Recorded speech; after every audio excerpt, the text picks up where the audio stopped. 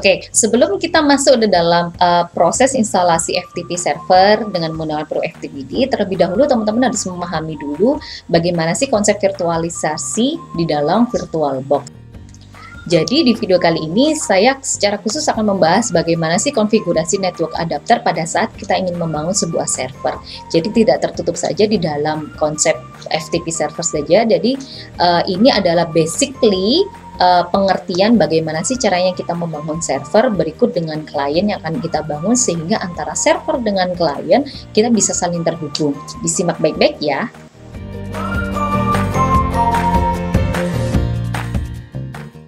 Oke teman-teman, di sini saya sudah menyediakan satu buah server di sini sebagai FTP servernya dengan menggunakan Ubuntu server, dan dua buah klien. Dalam hal ini seolah-olah ada dua Windows yang sedang atau dua PC yang sedang terhubung ke server. Secara topologinya kira-kira seperti ini ya. Oke, ini konsep virtualisasi servernya.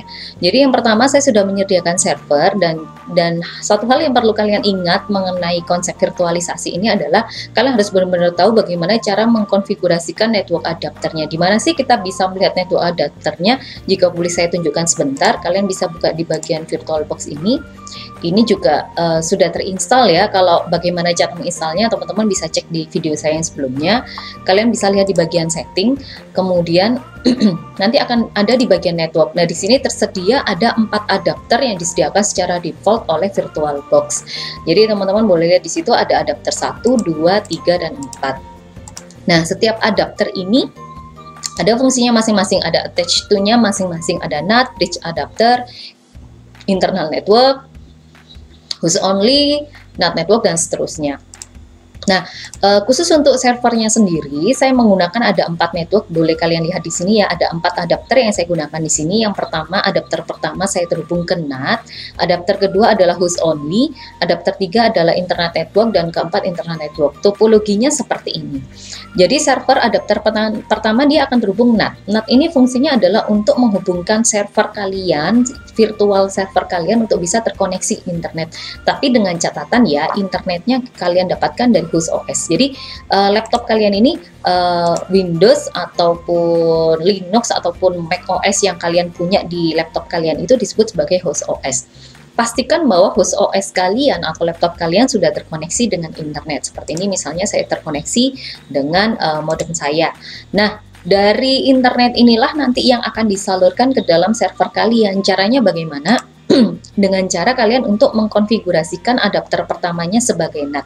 Jadi server kalian akan secara otomatis mengambil koneksi internet yang didapatkan dari host OS. Seperti itu ya.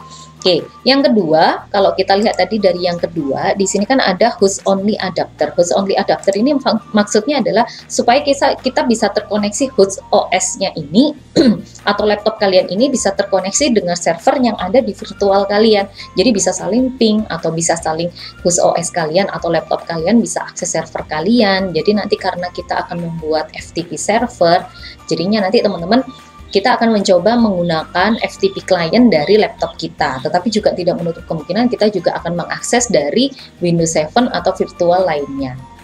Oke, seperti itu ya, host only ya. Host only jadi fungsinya adalah untuk menghubungkan antara host OS kita dengan VMOS kita. Seperti itu.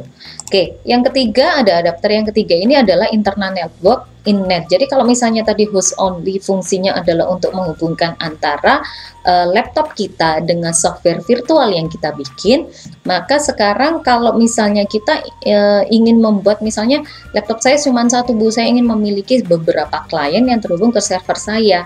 Tidak perlu repot, kalian juga bisa membuatnya dalam bentuk virtual juga. Nah, bagaimana sih caranya supaya mereka saling terhubung? Maka kita menggunakan internal network seperti ini. Nah, yang perlu diperhatikan teman-teman adalah internal network itu ada penamaannya. Jadi kalau misalnya saya buka ya di sebelah sini, saya buka di bagian servernya dulu, di bagian network, kemudian di adapter 3, ini kan ada namanya. Ini kalau saya turunkan ke bawah, ini kan ada namanya. Nah, jangan sampai salah memberikan nama. Sebab apa?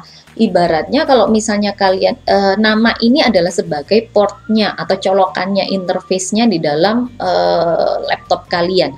Jadi kalau misalnya kalian menggunakan innet, ya, seperti di topologi ini misalnya, Dari server ini saya ingin terhubung ke Windows 7 yang pertama, saya menggunakan iNet atau portnya yang kita gunakan adalah iNet. Maka konfigurasi di server kalian maupun di Windows 7 kalian juga harus sama-sama menggunakan internal network dengan name yang sama dengan menggunakan iNet juga. Nih saya berikan contoh ya. Jadi di sini adapter Riga saya menggunakan internal network dengan nama iNet, dan di Windows 7 saya juga menggunakan internal network dengan iNet. Artinya Ubuntu server ini terhubung dengan Windows 7 yang di sini dengan menggunakan adapter 3 dengan adapter iNet gitu ya. Jadi kalau misalnya kalian salah memberikan konfigurasi di sini, tentunya dia nggak akan terhubung. Gambarannya begini, kalian ingin menyambungkan server kalian ke port 2 di switch atau di router misalnya, tetapi sekalian salah nyelokinnya ke port 3, tentu konfigurasinya akan berbeda. Sama di dalam virtual juga seperti itu. Jadi berhati-hatilah pada saat kalian mengkonfigurasikan nama internal network. Nah, kemudian sesuai dengan topologi ya, jadi yang ini saya pakai iNet, kemudian yang Windows 7 clone-nya saya menggunakan iNet 0. Seperti itu. Oke. Nah, di sini saya menggunakan clone iNet 0. Tentunya kalau misalnya kalian ingin menghubungkan dengan internal network yang berbeda, tentunya kalian juga harus menggunakan konfigurasi IP address yang berbeda. Jangan sama ya, sebab kalau misalnya sama dia akan IP konflik. Seperti itu ya.